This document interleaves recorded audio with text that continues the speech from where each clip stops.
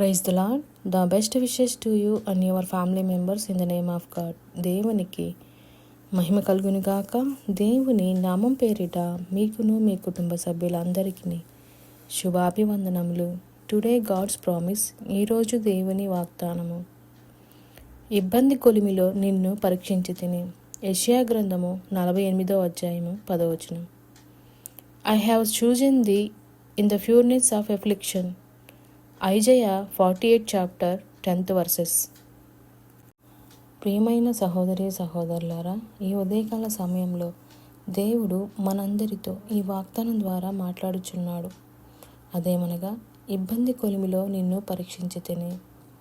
మన జీవితంలో అత్యంత క్లిష్టమైన పరిస్థితుల్లో, అంటే మనతో ఉన్నవారు, మన అనుకున్నవారు ఎవరైనా మనల్ని విడిచిపెట్టి వెళ్ళిపోయినప్పుడు, మనతో మరి ఎవరో ఒక స్నేహితుడు లేకపోతే మన బంధువులు ఉంటే ఎవరు ఉంటారు అంటే నా అనుకున్నవారు. నిజానికి అప్పుడే, అంటే ఆ క్లిష్టమైన పరిస్థితుల్లో ఎవరైతే మనతో ఉంటారో, ఎవరు మనవారో మరి ఆ సందర్భంలో మనకి తెలుస్తుంది. ఆ వ్యక్తులు అలాగే ఆ పరిస్థితులు మన జీవితకాలం మనకి గుర్తుంటాయి అన్నమాట. కానీ అదే సమయంలో మన జీవితంలో అటువంటి క్లిష్టమైన పరిస్థితిలో దేవుడు అంటున్నాడు, మరి ఆ ఎలాంటి విశ్వాసను మరి భక్తిని మనం కనపరుస్తున్నామని దేవుడు చూస్తున్నాడు అన్నమాట.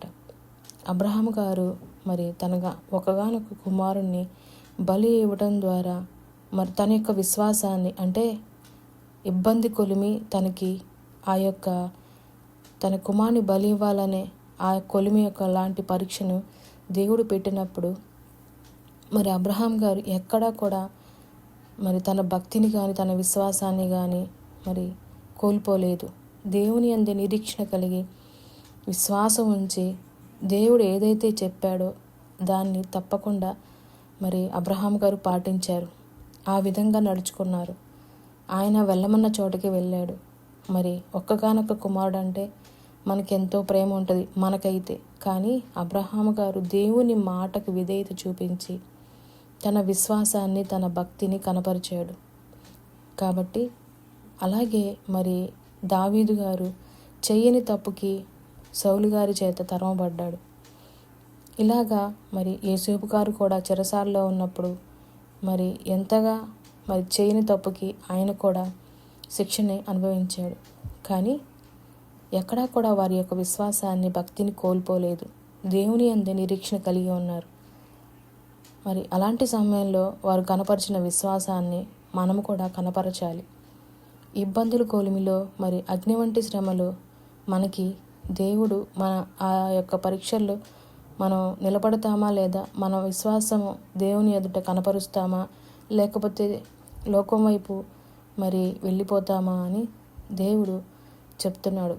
ఎవరైతే అంటే మన పితరులైన వారు అబ్రహాము గారు కానీ, దావీదు గారు కానీ, యేసేపు గారు కానీ ఎలాగైతే దేవుని యందు నిరీక్షణ కలిగి ఉన్నారో, విశ్వాసంతో తన భక్తిని కనపరిచారో, మనము కూడా అలాంటి విశ్వాసాన్ని, అలాంటి మరి భక్తిని మనకి ఉన్న ఈ కొలిమి లాంటి పరీక్షల్లో కూడా ఎక్కడా మరి తప్పిపోకుండా ఉండుటకు దేవుని యొక్క ధైర్యమును, కృపను పొందుకునే వారముగా అట్టి ప్రార్థనను చేసి దేవుణ్ణి అడుగుదాం. ప్రార్థన. ఈ సమస్తాన్ని సృష్టించిన సృష్టికర్తమైన దేవ, పరిశుద్ధుడా, ప్రేమ కలిగిన మా తండ్రి, మహోన్నతుడా, మీకు ఎన్నో వందనములు, స్తోత్రములు తండ్రి. ఈ ఉదయకాల సమయంలో మాతో ఈ వాగ్దానం ద్వారా మాట్లాడినందుకు మీకు ఎన్నో వందనములు, స్తోత్రములు తండ్రి.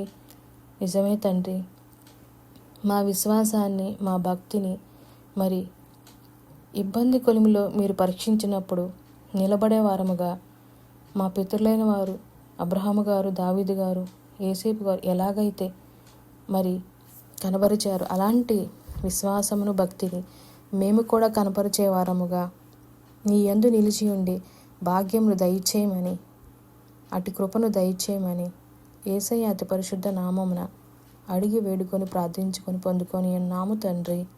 ఆమెన్.